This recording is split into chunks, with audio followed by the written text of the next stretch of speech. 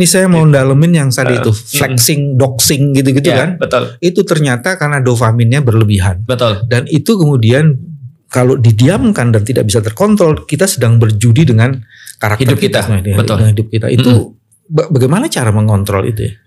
Itulah jadi sebagai gini, kalau dikatakan apa definisi daripada akal? Definisi akal paling mudah adalah sebenarnya rem. Walaupun sebenarnya tidak sekecil itu. Kalau saya lebih suka mengatakan bahwa akal tuh kayak pengendaranya. Dia yang kemudian menyetir, dia yang injak rem, dia yang kalau kemudian ini nurani, hati. Nurani atau hati itu kadang-kadang bagi orang yang baik dia bisa dipercaya. Karena kata Rasulullah, mintalah fatwa pada hatimu. Kalau dia orang baik bisa Pak. Tapi kalau fatwanya adalah orang nggak baik, ini saya baru nonton satu meme tadi. Jadi ada satu meme bilang begini, saya adalah seorang lesbian. Jadi ketika saya berhubungan dengan pacar saya yang lesbi itu, dia bilang saya seperti dekat sekali dengan Roh Kudus. Itu kata dia, bukan kata-kata saya. Nah artinya saya bilang ya udahlah ya.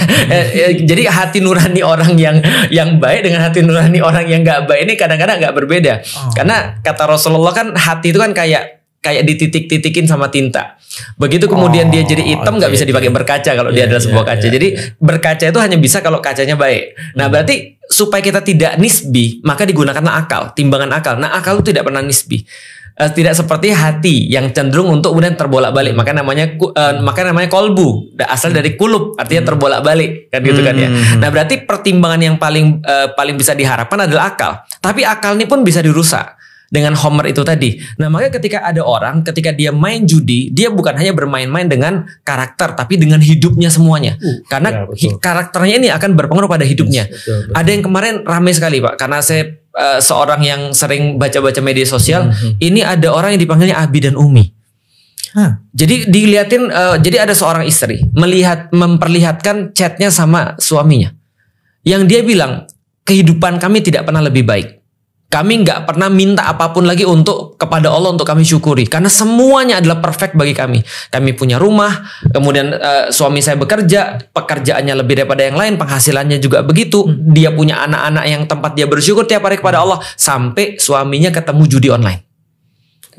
Ini orang perfect. Dia tidak punya satupun ibaratnya anak broken home ya. Ataupun dia punya alasan untuk judi. Ada kan orang, kenapa lu judi? Ya karena gara di rumah tuh istri gue ngomel terus misalnya dan segala macam. Dia nggak punya alasan-alasan itu. Tapi yet dia orang yang paling ideal untuk kemudian jadi orang baik, tapi ternyata bisa ditarik untuk jadi buruk. Dan setelah kemudian dia jadi judi online, nggak perlu waktu lama, cukup 6 bulan untuk menghancurkan semuanya.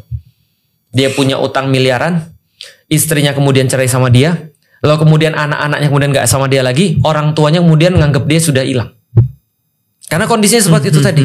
Hidupnya hancur cuma dalam 6 bulan. Bangunnya berapa lama? 30 tahun.